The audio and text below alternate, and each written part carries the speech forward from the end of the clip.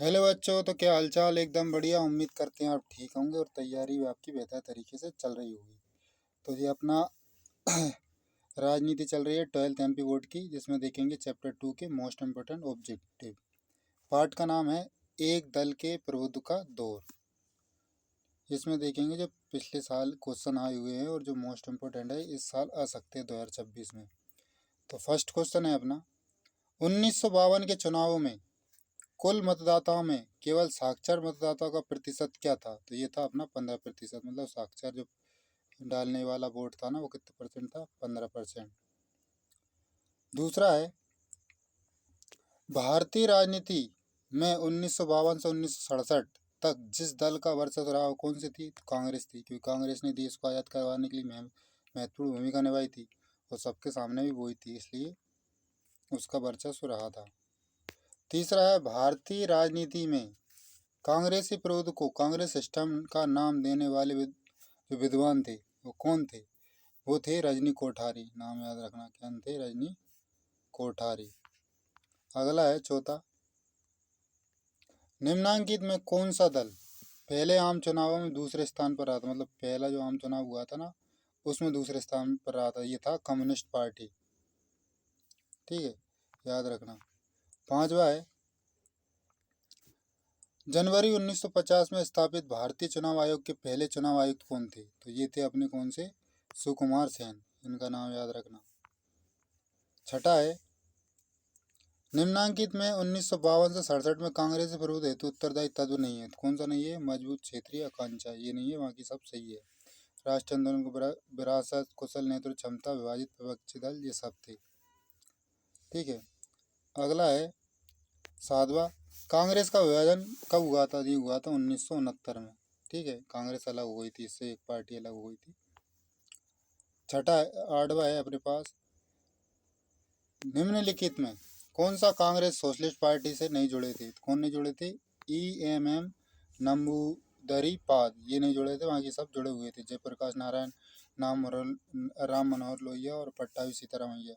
अभी क्वेश्चन भी आया था 2025 में कि सोशलिस्ट पार्टी से जुड़े थे, तो राम मनोहर लोहिया का नाम आया था।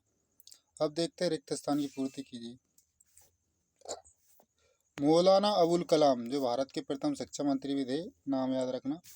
आज़ाद की पुस्तक इंडिया विंस फ्रीडम कब प्रकाशित होती है? ये हुई थी 1958 में। 1952 से 1967 तक कांग्रेस का चुनाव चिन्ह क्या था? दो बैलों की जोड़ी। ठीक है, बाद बाद में गाय का बछड़ा हो गया था, ये भी याद रखना। अगला है, कांग्रेस संगठन को मजबूत देने हेतु 1963 में लागू की गई थी, तो क्या कौन सी योजना लागू की गई थी? कामराज योजना। चौथा है, भारतीय समाजवादी पार्टी PSI की स्थापना की गई थी, कब की गई थी? 1948 में। छठा है, 1967 के चौथे आम चुनाव के बाद कांग्रेस वर्चस्व में तेजी से पतन में खालिस्तान प्रबल भूमिका रही। किसमें रही? राजनीतिक दल बदल में। मतलब दल बदल बहुत ज़्यादा हुआ 1969 के बाद, तो अलग ही हो गई थी। सत्ता देख लेते हैं। 1947 से 1967 तक भारत में बहुदलीय प्रणाली अस्तित्व में थी, तो ये असत्य हो जाएगा। कांग्रेस के दमनकारी वर्चस्व की वजह से भारतीय विपक्षी दल नहीं उभर सके थे, ये भी असत्य हो जाएगा। तीसरा है, 1969 से 1978 तक कांग्रेस का चुनाव चिन्ह गाय एवं बछड़ा था। 1969 से 78 तक, ये सही है, सत्य हो जाएगा। पहले क्या था? दो बैल पहले था दो बैलों का, दो बैल। अब बाद में क्या हो गया था? गाय एवं बछड़ा। और वर्तमान में क्या है? हाथ का पंजा, ये भी याद रखना। भारत में दलितों के मसीहा डॉक्टर भीमराव अम्बेडकर ने आज़ादी से पहले इंडिपेंडेंट लेबर पार्टी की स्थापना की थी, ये सही है। ठीक है, पांचवा है, मार्च 1957 के केरल विधानसभा चुनाव के में कांग्रेस को प्रचंड बहुमत मिला था, तो ठीक हो जाएगा, असत्य हो जाएगा। आधुनिक भारत के समाजवादी चिंतक डॉक्टर राम मनोहर लोहिया ने मार्च गांधी तथा समाजवाद पुस्तक लिखी थी, तो ये हो जाएगा, सही हो जाएगा। आठवां है, पश्चिम बंगाल, आंध्र प्रदेश, केरल, त्रिपुरा, बिहार राज्यों में साम्यवादी दल का जनाधार था, तो ये भी सही हो जाएगा। अब देख लेते हैं जोड़ी। ठीक है। तो कामराज योजना प्रस्ताव कब हुआ था? 8 अगस्त 1963 में। 1951 में भारतीय जनसंघ पार्टी की स्थापना किसने की थी? श्यामा प्रसाद मुखर्जी ने। 1885 में कांग्रेस की स्थापना ए ओ हुम ने की थी, याद रखना इनका नाम, इन्हीं ने स्थापना करी थी। कांग्रेस ने अपनाया कौन सा कौन क्या अपनाया था? ब्रिटिश लोकतांत्रिक समाजवाद अपनाया था, ये अभी भी चल ही रहा है। कांग्रेस का वर्तमान चुनाव चिन्ह क्या है? हाथ का पंजा, ये भी याद रखना। क्या है वर्तमान में? भी हाथ का पंजा है। एक वाक्य में उत्तर देखते हैं।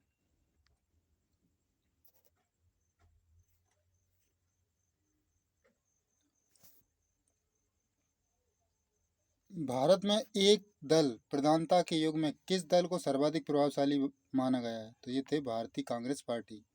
दूसरा है, पहले आम चुनाव में कौन सा दल सबसे बड़ा विपक्षी दल था तथा उसे कुल कितने स्थान मिले थे? सबसे विपक्षी दल कौन सा था? ये था अपना भारतीय कम्युनिस्ट पार्टी, जिसे कुल 16 स्थानों पर विजय मिली थी, मतलब कांग्रेस के बाद दूसरे नंबर पे यही था। किस भारतीय प्रदेश में सर्वप्रथम लोकतांत्रिक रूप से निर्वाचित साम्यवादी सरकार बनी थी? तो ये कौन सा हो जाएगा?